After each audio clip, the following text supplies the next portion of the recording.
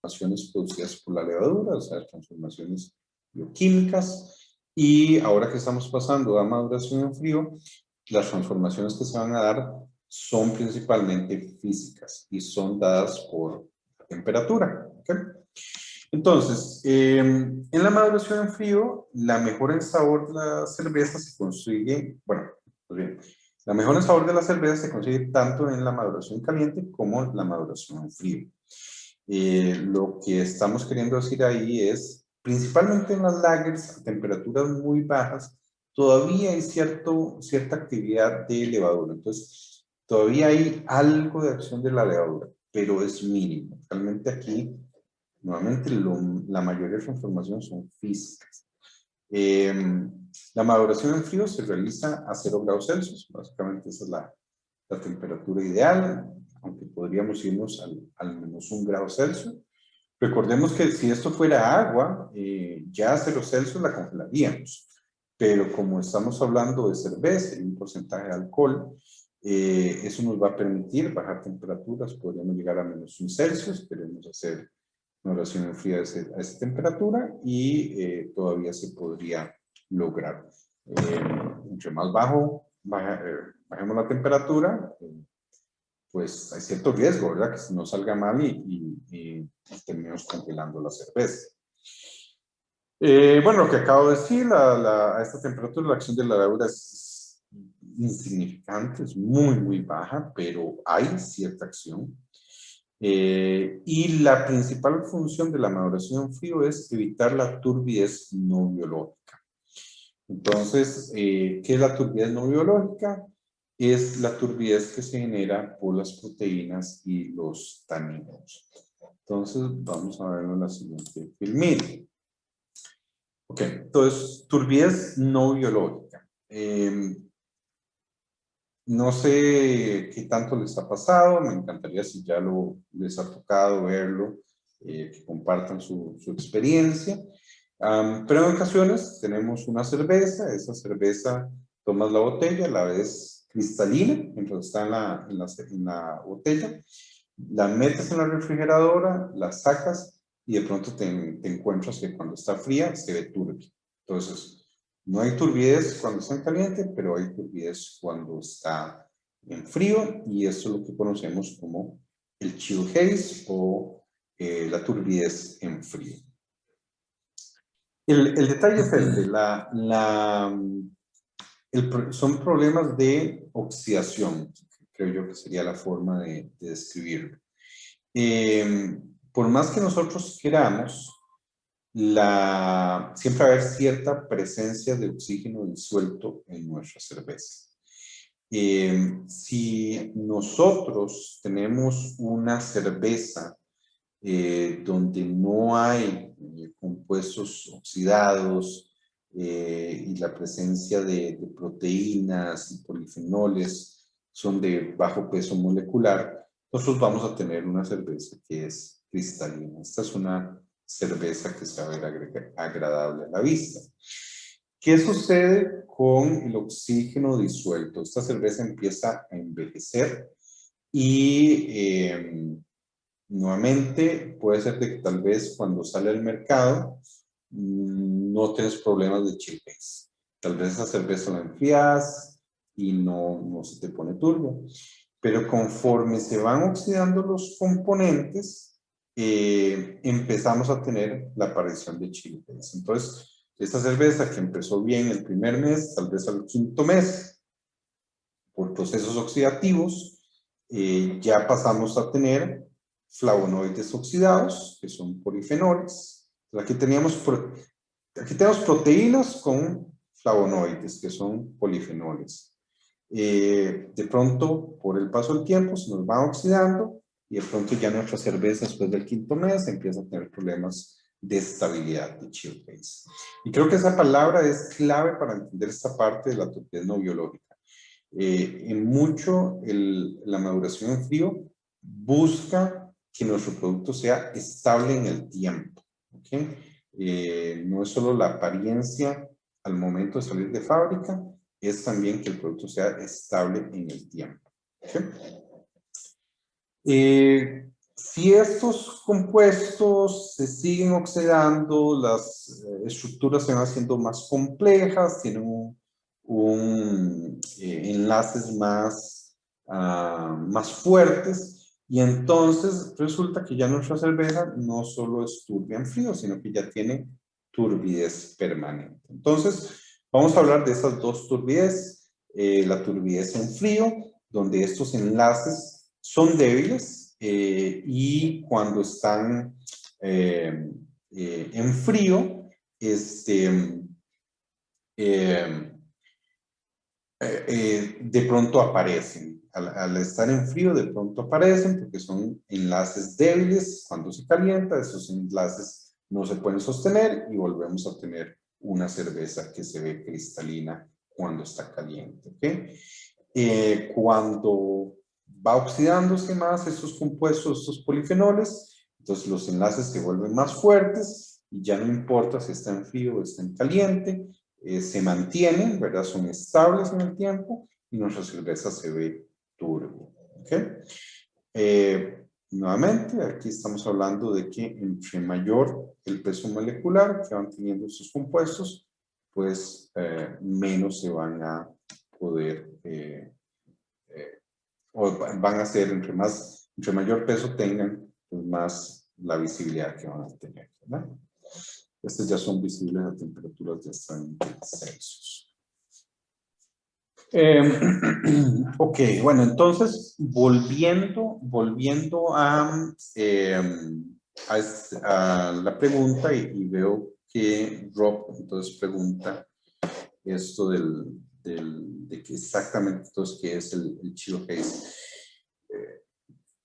Básicamente ustedes lo que quieren es, siempre vamos a querer lo mínimo posible de oxígeno, pero sabiendo que no podemos llegar a un proceso 100% libre de oxígeno, entonces lo mínimo que tenemos que buscar hacer es lograr que la gran mayoría de proteínas y de polifenoles no deseados los eliminemos de nuestra cerveza.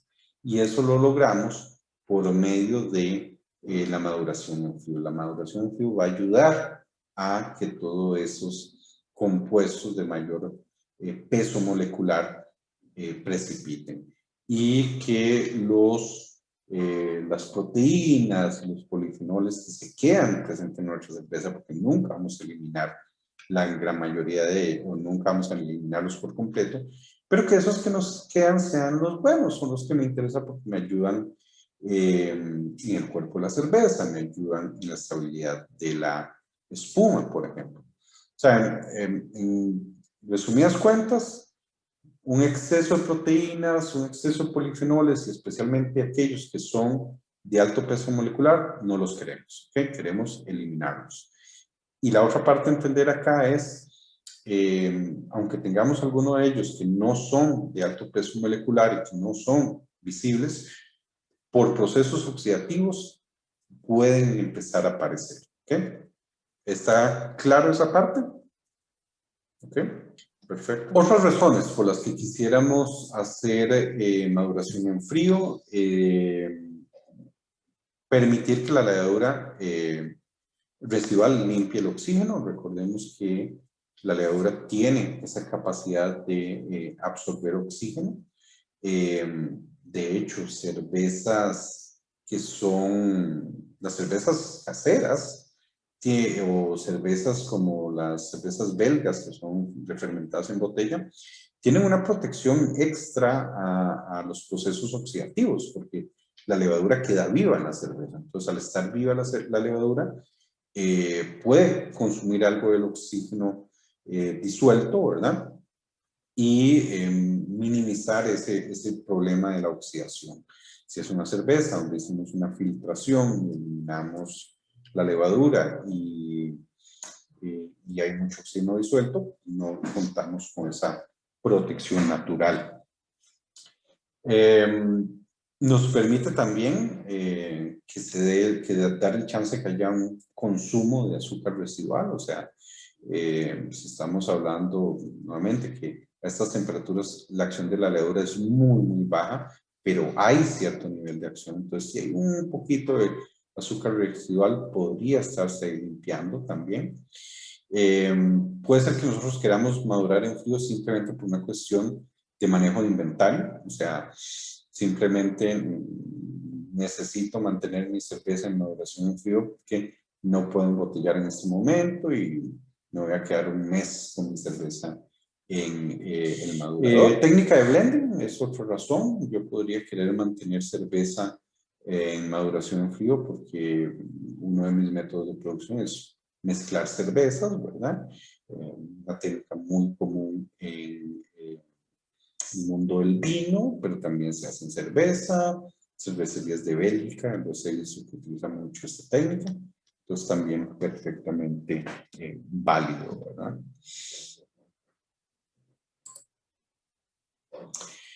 ¿Cuáles son las condiciones típicas de maduración en frío? Vean que de hecho, esto lo hablamos previamente, 0 a -1 grado Celsius, ¿verdad? Por ahí podríamos estar haciendo nuestra maduración en frío. -1 grado Celsius de 1 a 4 días, pero puede llegar a unas pocas semanas, en el caso de los lagers. En el caso de las 6, 1 a 4 días, pero podría llegar a una semana. Las lagers tradicionales, las recetas de lager tradicional, usan tiempos de meses incluso, pero en la actualidad las recetas modernas realmente no se van a tales extremos. 1 o 2 semanas de lagering es normal, especialmente si incluimos el uso de los auxiliares o adjuntos no adjuntos, aditivos de clarificación, por ejemplo. ¿Sí? Entonces, -1 grado Celsius, 0 grados para maduración fría. Bueno, entonces a -1 grado Celsius se tarda 12 a 36 horas para que se formen los coloides, que es la combinación de polifenoles y proteínas. Voy a volver un momentito nada más para pasar esa parte aquí nada más para que estén claros, porque se va a mencionar en varios puntos. Se habla de coloides y los coloides es la unión de las proteínas con los polifenoles. ¿Okay? Eso es cuando escuchen que hablo de los coloides, eso es a lo que me estoy refiriendo. Y nuevamente, flavonoides oxidados, aquí se mencionan flavonoides oxidados, los taninos oxidados, estos son ejemplos de polifenoles, nada más que en diferentes etapas, podríamos decir. O sea, aquí estamos hablando del polifenol sin oxidar, cuando ya está oxidado. Cuando ya está muy oxidado, ya se convierte en un tanino oxidado, y esos son los que nos dan el problema de la turbidez permanente. ¿Okay? Bueno, entonces volviendo a esta filmina, estamos hablando de que este término también puede ser que se lo encuentren en textos y puede aparecer en examen también. La ley de Stock, describe cómo, podríamos decir, cómo se mueven partículas de sólidos en líquidos, podríamos decirlo de esa forma. Y básicamente esos coloides, que son los polifenoles y las proteínas combinados, a -1 grado Celsius, se van a ir formando en 12, 13, 36 horas y ya llegan a una densidad que puede precipitar fácilmente. El tiempo para que precipiten depende de esa densidad que tienen las partículas. Y lo que les mencionaba, la ley de Stock dice que si las partículas entre más grandes sean, entre más densas sean, pues van a precipitar más rápido. El aumento de fuerza gravitacional también ayuda a la precipitación de estas partículas. La disminución de la densidad del líquido o la disminución de la distancia de precipitación. Si nosotros tenemos un fermentador vertical y es un fermentador muy alto, obviamente va a tomar más tiempo para que se dé la precipitación de las partículas. ¿Okay? Con esta parte, ¿alguna pregunta? Entonces, al fin y al cabo, nuevamente, la maduración en frío es, queremos eliminar proteínas, polifenoles que no nos gustan porque tienen pesos moleculares muy grandes. El frío ayuda a que se formen estos coloides y por ley de Stoke eso va a tender a precipitar porque estos coloides se vuelven más grandes y más densos. ¿Okay? ¿Cómo podríamos nosotros ayudar a este proceso? Dos formas de hacerlo. Ya vimos que la ley de Stoke decía que el aumento de fuerza gravitacional era un factor que ayudaba a que se precipiten, ¿verdad?, las partículas que no estén en suspensión. Entonces, centrífugas, las centrífugas son muy utilizadas en cervecerías artesanales de ya cierto tamaño. Yo diría que la mayoría de cervecerías artesanales gringas probablemente utilizan centrífugas. Son de uso bastante común. Y el otro podría ser el aumento de densidad de partículas al usar clarificadores.